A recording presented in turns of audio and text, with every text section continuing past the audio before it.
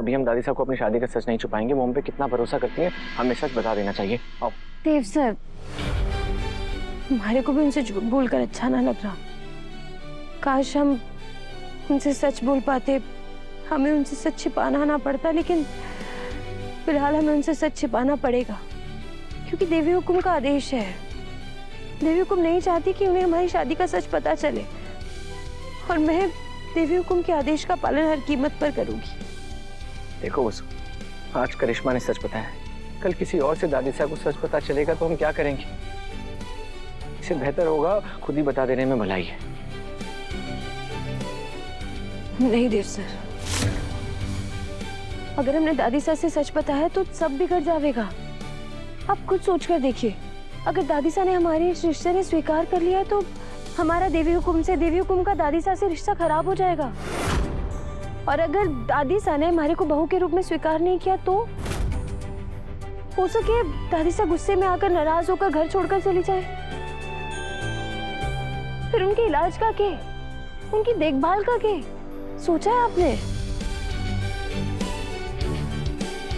तुम ठीक कह रही हो वसु। दादी साहब की हेल्थ के लिए हमें सच छुपा के रखना होगा।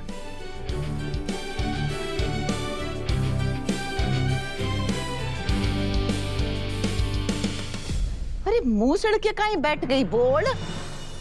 कुछ पूछ रही हूँ थारे से। करिश्मा ने यो बात क्यों बोली कि वसूरो बीन देव है?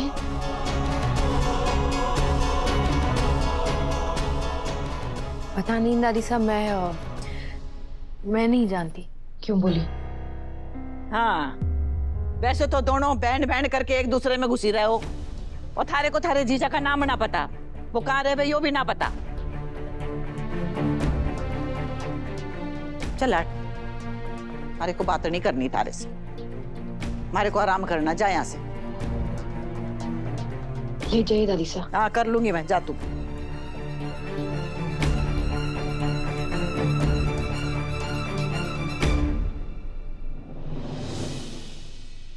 अरे हमारी माँ, अब फिर से अनशन पे मत बैठ जाना, ऐसा कुछ ना कही मैंने।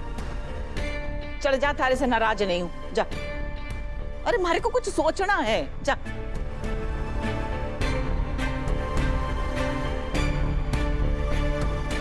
अब तुम्हारे को ही पता लगाना पड़ेगा। अरे संतोष, अपनी दूरबीन खोल ले।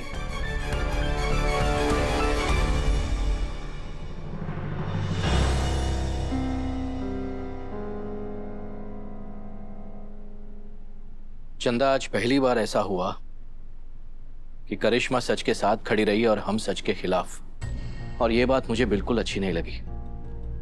हम कुछ समझे नहीं सा।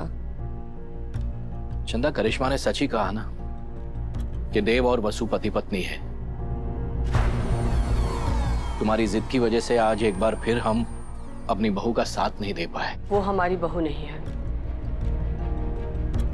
चंदा, माजी साहब को भनक लग गई है इस बात की, और एक बार उनके मन में शक बैठ गया ना तो वो बाल की खाल निकाल कर ही मानेंगी। सोच लो, अगर सच गलत तरीके से बाहर आया तो और तकलीफ होगी। ऐसा कुछ नहीं होगा सा। और वैसे भी माजी सा करिश्मा जैसी लड़की की बात क्यों सुनेंगी?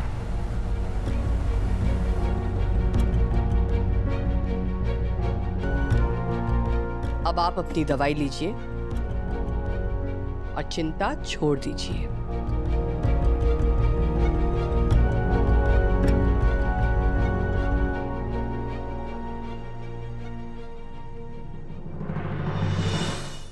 दादी सभी भी जागे रही होंगी, जल्दी जल्दी उनके पास जाती हूँ।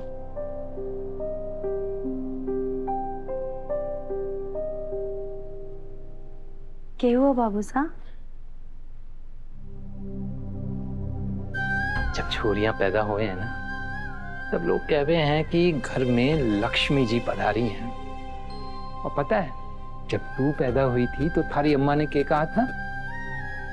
देखिए, अपने घर में दुर्गा, लक्ष्मी और सरस्वती तीनों एक साथ पधारी हैं। जब से तू आई है ना हमारी जिंदगी में, तब से हमें कभी कोई भी कमी ना रही। और आज जो तूने किया, हाँ, उससे तो यो साबित हो गया कि तू शारदा और शक्ति का रूप है। मैं कुछ समझी नहीं बाबू साहब। अपने बाबू साहब को न्याय दिलाने के लिए तू जिस सूझबूझ के साथ लड़ी और जिस हिम्मत के साथ तू करिश्मा मैडम के सामने डटी रही, उसे देखकर तो कोई भी यूं ही बोलेगा कि थारे ऊपर माँ सरस्वती और माँ दुर्गा की कृपा है। यो देख। और आज हमारे को थारी बदौलत हमारी पहचान वापस मिली है। मैं थारे लिए कल कुछ खास करना चाह रहा हूँ। बाबू साहब, हमारी इस जंग में हमारे धनी ने हमारा बहुत साथ दिया, इसलिए अगर आप अपनी छोरी के लिए करेंगे तो अपने कंवरसा के लिए भी कुछ जरूर कीजिएगा। तू बेफिक्र रह, मैं अपनी बेटी और अपने जवाई साहब दोनों के लिए कुछ खास करूंगा कल। तो इंतजार करूंगी मैं। अच्छा, दादी साहब हमारी राह देख रही होंगी, मैं जाती हूँ। हाँ,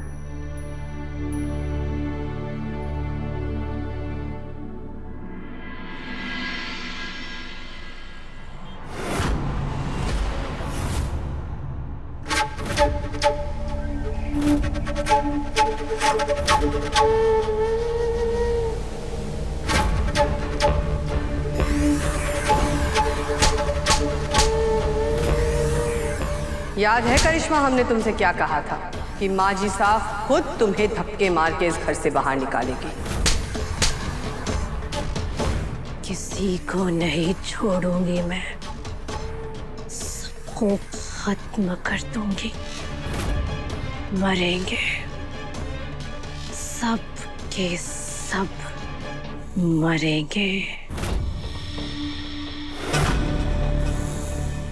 तुमसे कोई मिलने आया है।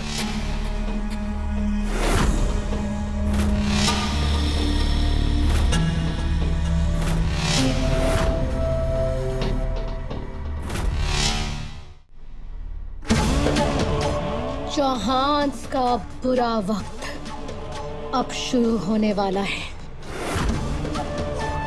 चंद्रिका सिंह चौहान को ऐसा झटका लगेगा कि उसकी रूह कांप जाएगी। अपने सबसे प्यारे इंसान को हमेशा के लिए खो देगी वो। तैयार हो तुम? तो जाओ, मेरे अगले ऑर्डर्स का इंतजार करो।